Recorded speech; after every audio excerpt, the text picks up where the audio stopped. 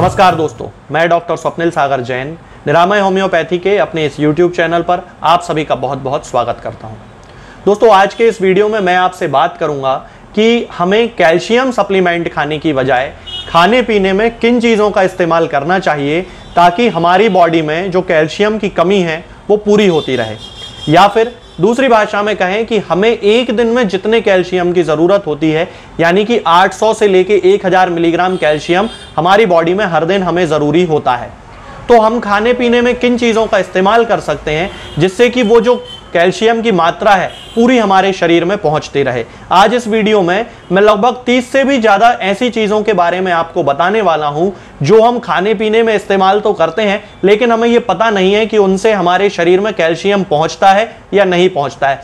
तो वो 30 चीज़ें मैं आपको बताऊंगा जो हमारे शरीर में कैल्शियम पहुंचाने का काम करेंगी, और फिर आपको कैल्शियम सप्लीमेंट खाने की कोई भी ज़रूरत बिल्कुल भी नहीं पड़ेगी। चलिए दोस्तों, शुरू करते हैं। तो दोस्तों, हमारे शरीर को जितने कैल्शियम की ज़रूरत होती है उस हिसाब से मैं आपको बताता हूं कि हम किन किन चीज़ों को खाने में इस्तेमाल कर सकते हैं। सबसे ज़्यादा जो कैल्शियम पाया जाता है दोस्तों, वो पाया जाता है तिल में, यानी कि जिसे सीसैम सीड या तिली भी कहा जाता है। इसके एक कप में दोस्तों 1740 मिलीग्राम यानी कि 1740 मिलीग्राम कैल्शियम होता है। इसके बाद अगला नंबर आता है दोस्तों होल मिल्क पनीर का, यानी कि जो पनीर हम खाते हैं, जो दूध का बना हुआ पनीर होता है, उसके एक कप में दोस्तों 730 मिलीग्राम कैल्शियम होता है। इसके बाद अगला जो नंबर आता है दोस्तों वो है चीज। चीज में भी 632 मिलीग्राम एक कप में कैल्शियम पाया जाता है। इसके बाद आता है बफेलो मिल्क। बफेलो मिल्क यानी कि भैंस का जो दूध होता है, उसके एक कप में 420 मिलीग्राम कैल्शियम होता है। इसके बाद आता है उसी दूध से बना हुआ दही। उस दही में भी 420 मिलीग्राम एक कप में कैल्शियम होता है। इसके बाद सोयाबीन, पके हुए सोयाबीन में भी एक कप में 420 मिलीग्राम कैल्शियम होता है। इसके बाद आता है राजमा या जिसे किडनी बीन कहा जाता है, तो किडनी बीन में भी 406 मिलीग्राम कैल्शियम होता है एक कप में। इसके बाद नाचनी फ्लोर या कि जिसे रागी कहा जाता है, रागी का आटा दोस्तों बहुत ज्यादा यूज किया जाता है, रोटी वगैरह बनाई जाती है, रागी मिल्क पिया जाता है, तो एक रेसिपीज बनाई जाती हैं रागी से। इसके भी एक कप में दोस्तों 344 मिलीग्राम कैल्शियम होता है। और इसके बाद आते हैं काबुली चने, और जो काबुली चने होते हैं उनमें 331 मिलीग्राम होता है कैल्शियम उसके एक कप में। इसके बाद आती है चावली। चावली की पत्तियां खाई जाती हैं दोस्तों, चावली में 270 मिलीग्राम कैल्शियम होता है एक कप में। इसके बाद जो गाय का दूध होता है, उसके गाय के दूध के एक कप में दोस्तों 240 मिलीग्राम कैल्शियम होता है, और उससे बने हुए दही के एक कप में भी 240 मिलीग्राम कैल्शियम होता है।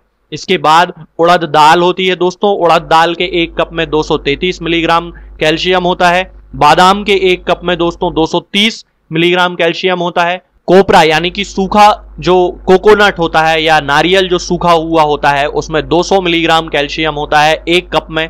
और इसके बाद आती है मूंग। मूंग की दाल में भी दोस्तों यदि उसे अंकुरित कर लिया जाए या उसको सादा भी खाया जाए तो उसके एक कप में 180 मिलीग्राम कैल्शियम होता है। स्किम मिल्क जो होता है, जिसमें से मलाई निकाल ली गई होती है, उसमें 173 मिलीग्राम कैल्शियम होता है एक कप में। सोयाबीन के आटे के एक कप में 163 मिलीग्राम कैल्शियम होता है। पिस्ता में एक कप में 140 मिलीग्राम कैल्शियम होता है। इसके अलावा हम खा सकते हैं ब्रोकोली, जिसके एक कप में 132 मिलीग्राम कैल्शियम होता है। और हम खा सकते हैं गुड़ के 120 मिलीग्राम कैल्शियम होता है एक कप में। अरहर की जो तुअर की दाल जिसे कहा जाता है, उसके एक कप में 120 मिलीग्राम कैल्शियम होता है। मूंग की जो दाल होती है उसके एक कप में दोस्तों 114 मिलीग्राम कैल्शियम होता है। मेथी के एक कप में दोस्तों 111 मिलीग्राम कैल्शियम होता है। और इसके बाद अखरोट आते हैं। अखरोट में दोस्तों एक कप में 106 मिलीग्राम कैल्शियम होता है। इसके बाद मूंगफली की बारी आती है, तो दोस्तों मूंगफली भी कैल्शियम का एक बहुत रिच सोर्स है, जिसमें 105 मिलीग्राम कैल्शियम होता है एक कप में। इसके बाद आती है मसूर की दाल। मसूर की दाल में या जो लाल कलर की दाल जिसे आप कहते हैं, काली भी आती है, उसमें 105 मिलीग्राम कैल्शियम होता है एक कप में। इसके बाद अरबी के पत्ते होते हैं, उनमें 102 मिलीग्राम कैल्शियम होता है एक कप में। और जो चना दाल जिसको कहा जाता है, उसमें 92 मिलीग्राम कैल्शियम होता है एक कप में। मूली के जो पत्ते होते हैं दोस्तों, उनमें भी 80 मिलीग्राम कैल्शियम होता है एक कप में। और जो गेहूं का आटा होता है दोस्तों, उसमें भी 52 मिलीग्राम कैल्शियम होता है एक कप में। पालक के एक कप में दोस्तों 50 मिलीग्राम कैल्शियम होता है। और इसके बाद बेसन जो हम यूज करते हैं, जो बंगाल जो दाल जिससे बनता है, उसमें 46 मिलीग्राम कैल्शियम होता है दोस्तों एक कप में। धनिया जो होता है दोस्तों, उसमें 46 मिलीग्राम कैल्शियम होता है एक कप में।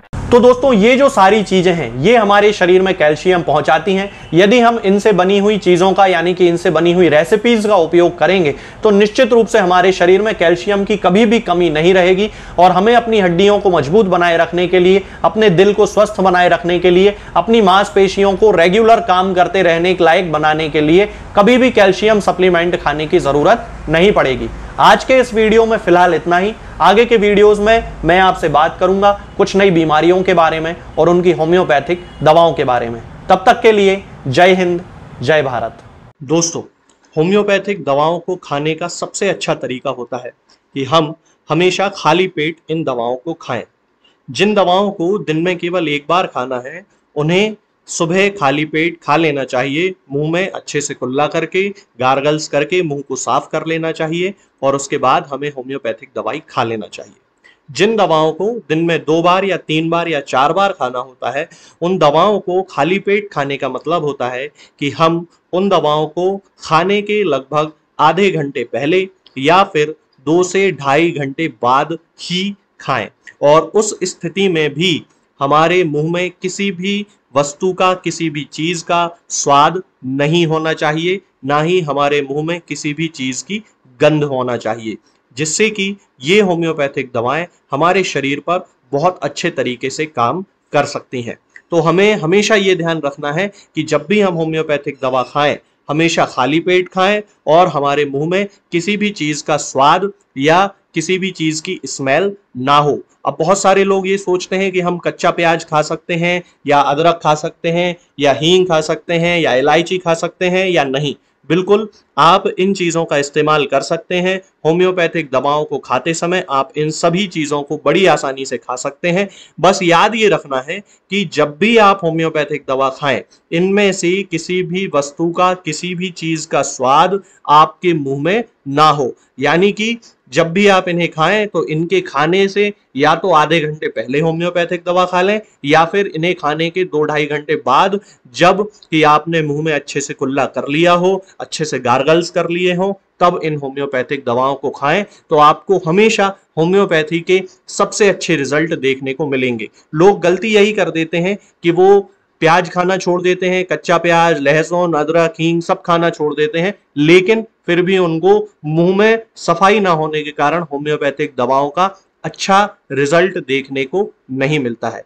ये होम्योपैथिक दवाएं आपको किसी भी ऑनलाइन फार्मेसी पर या आपके घर के नजदीक किसी भी होम्योपैथिक मेडिकल स्टोर पर बड़ी ही आसानी से उपलब्ध हो जाएंगी। ये दवाएं हर होम्योपैथिक फार्मेसी पे उपलब्ध होती हैं, हर ऑनलाइन फार्मेसी पर उपलब्ध होती हैं, इसलिए आप वहां से इन दवाओं को प्राप्त कर सकते हैं। निरामय होम्योपैथी क्लिनिक से ना ही किसी मरीज को कोई दवा बेची जाती है और ना ही कोई दवा भेजी जाती है। इसलिए अपने नजदीकी होम्योपैथिक मेडिकल स्टोर या ऑनलाइन फार्मेसी से ही इन दवाओं को प्राप्त करें।